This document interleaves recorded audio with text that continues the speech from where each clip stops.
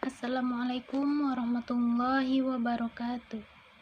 Perkenalkan, saya Dwi Fani Putri, PAI 62 dengan NPM 18003638.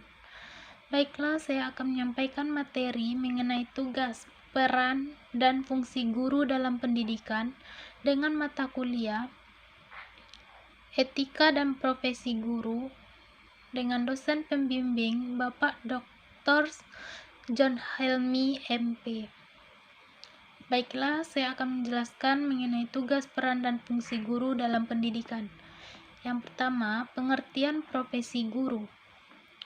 Profesi pada hakikatnya adalah suatu pernyataan atau suatu janji terbuka yang menyatakan bahwa seseorang itu mengabdikan dirinya pada suatu jabatan atau pelayanan karena orang tersebut merasa terpanggil untuk menjabat pekerjaan itu.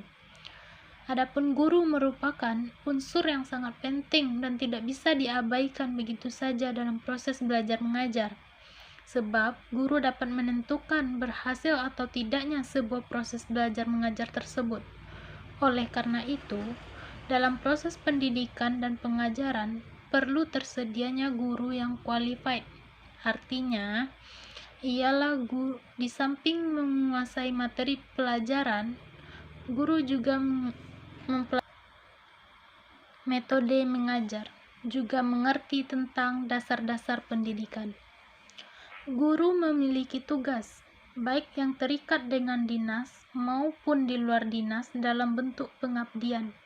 Apabila kita kelompokkan, ada 3 jenis guru, yakni yang pertama, tugas guru dalam bidang profesi. Adapun tugas guru dalam bidang profesi meliputi mendidik, mengajar, dan melatih. Mendidik berarti meneruskan dan mengembangkan nilai-nilai hidup. Mengajar berarti meneruskan dan mengembangkan ilmu pengetahuan dan teknologi. Sedangkan melatih berarti mengembangkan keterampilan pada siswa. Yang B, tugas guru dalam bidang kemanusiaan. Adapun tugas guru dalam bidang kemanusiaan, di sekolah harus menjadikan dirinya sebagai orang tua kedua. Ia harus mampu menarik simpati sehingga ia menjadi idola para siswanya. Yang C, tugas guru dalam bidang kemasyarakatan. Adapun tugas guru dalam bidang kemasyarakatan, masyarakat menempatkan guru pada tempat yang lebih terhormat di lingkungannya, karena dari seorang guru diharapkan dapat memperoleh ilmu pengetahuan. Ini berarti guru berkewajiban mencerdaskan bangsa menuju Indonesia seutuhnya yang berdasarkan Pancasila. Dalam pembelajaran, tugas guru yang paling utama adalah mengkondisikan lingkungan agar menunjang terjadinya perubahan perilaku bagi peserta didik.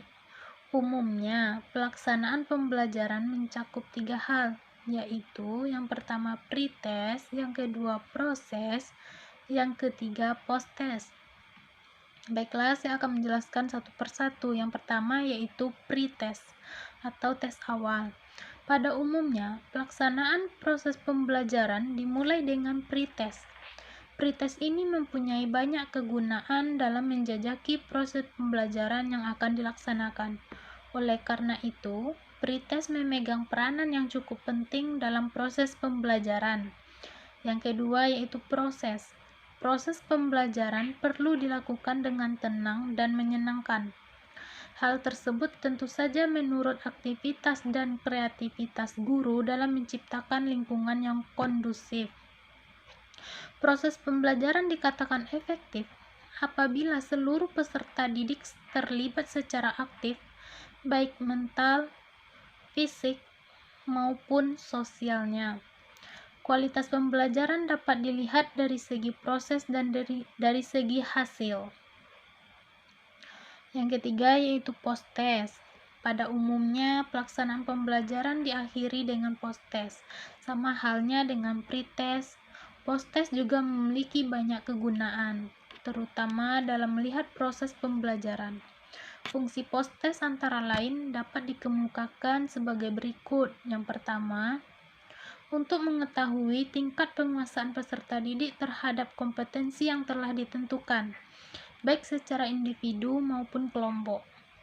Yang kedua, untuk mengetahui kompetensi dan tujuan yang dapat dikuasai oleh peserta didik, serta kompetensi dan tujuan yang belum dikuasainya. Yang ketiga, untuk mengetahui peserta didik yang perlu remedial dan peserta didik yang mengikuti pengayaan, serta untuk mengetahui tingkat kesulitan dalam mengerjakan modul atau kesulitan belajar. Yang keempat, sebagai bahan acuan untuk melakukan perubahan terhadap komponen modul dan proses pembelajaran yang telah dilakukan, baik terhadap perencanaan, pelaksanaan, maupun evaluasi.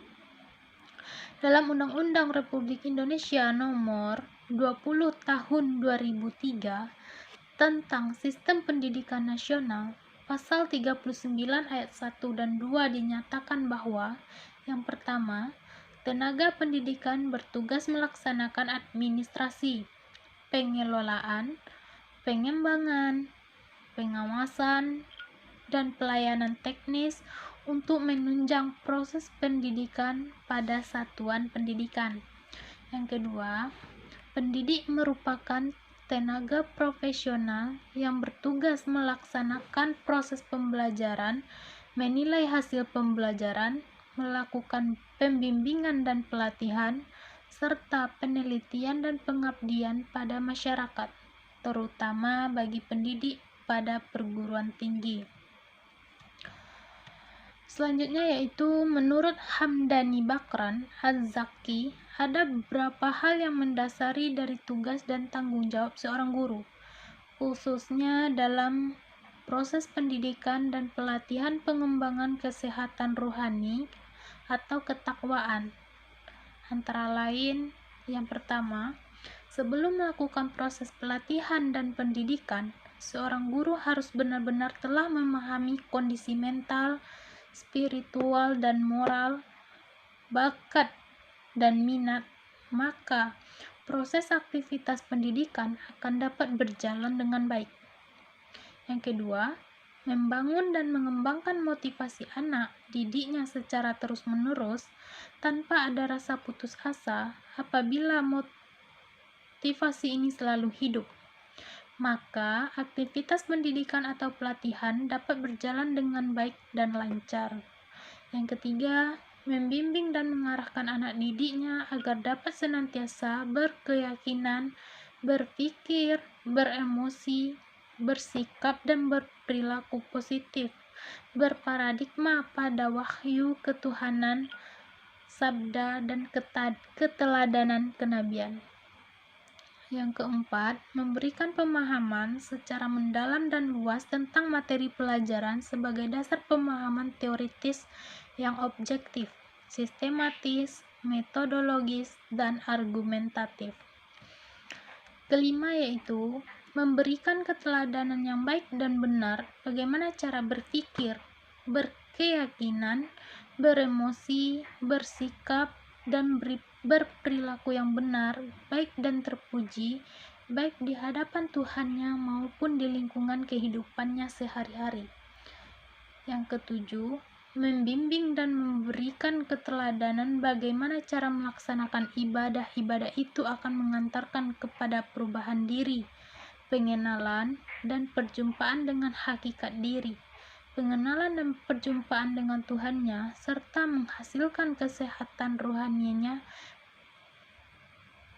Kedelapan, menjaga, mengontrol, dan melindungi anak didik secara lahiriah maupun batiniah selama proses pendidikan dan pelatihan agar terhindar dari berbagai macam gangguan.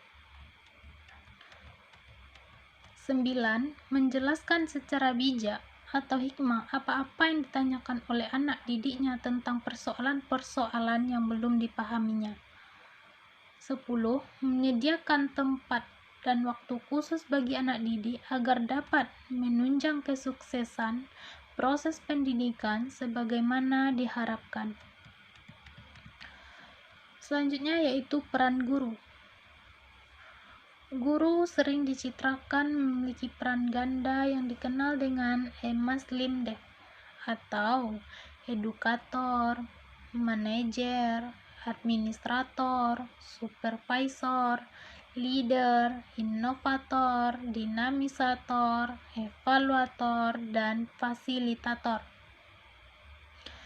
Emas limdek lebih merupakan peran kepala sekolah.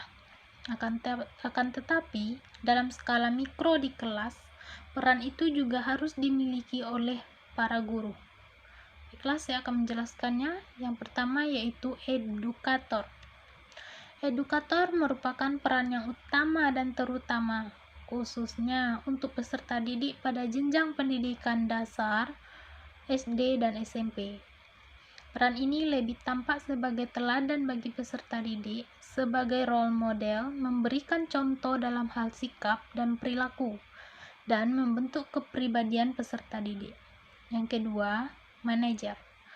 Pendidik memiliki peran untuk menegakkan ketentuan dan tata tertib yang telah disepakati bersama di sekolah, memberikan arahan atau rambu-rambu ketentuan agar tata tertib di sekolah dapat dilaksanakan dengan sebaik-baiknya oleh warga sekolah. Yang ketiga, administrator.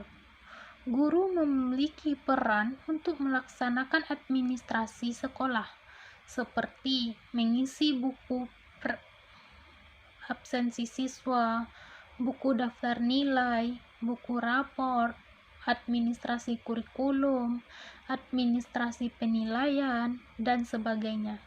Bahkan, secara administratif, para guru juga sebaiknya memiliki rencana mengajar, program semester, program tahunan, prota atau promes, dan yang paling penting adalah menyampaikan rapor atau laporan pendidikan kepada orang tua siswa dan masyarakat. Yang keempat, supervisor. Supervisor terkait dengan pemberian bimbingan dan pengawasan kepada peserta didik, memahami permasalahan yang dihadapi peserta didik, menemukan permasalahan yang terkait dengan proses pembelajaran, dan akhirnya memberikan jalan keluar pemecahan masalahnya. Yang kelima, leader. Leader bagi guru lebih tepat dibandingkan dengan peran sebagai manajer, karena manajer bersifat kaku dengan ketentuan yang ada. Dari aspek penegakan disiplin misalnya, guru lebih menekankan disiplin mati. Sementara itu, sebagai leader, guru lebih memberikan kebebasan secara bertanggung jawab kepada peserta didik. Dengan demikian, disiplin yang telah ditegakkan oleh guru dari peran sebagai leader ini adalah disiplin hidup. Yang keenam, inovator. Seorang guru harus memiliki kemauan belajar yang cukup tinggi untuk menambah pengetahuan dan keterampilannya sebagai guru. Tanpa adanya semangat belajar yang tinggi, mustahil bagi guru dapat menghasilkan inovasi-inovasi yang bermanfaat untuk meningkatkan mutu pembelajaran di sekolah. Yang ketujuh, motivator. Motivator terkait dengan peran sebagai edukator dan supervisor. Untuk meningkatkan semangat dan gairah belajar yang tinggi, siswa perlu memiliki motivasi yang tinggi, baik motivasi dari dalam dirinya sendiri atau intrinsik maupun dari luar ekstrinsik, yang utamanya berasal dari gurunya sendiri. Selanjutnya yaitu fungsi guru. Adapun fungsi guru yang pertama, fungsi instruksional atau pengajar.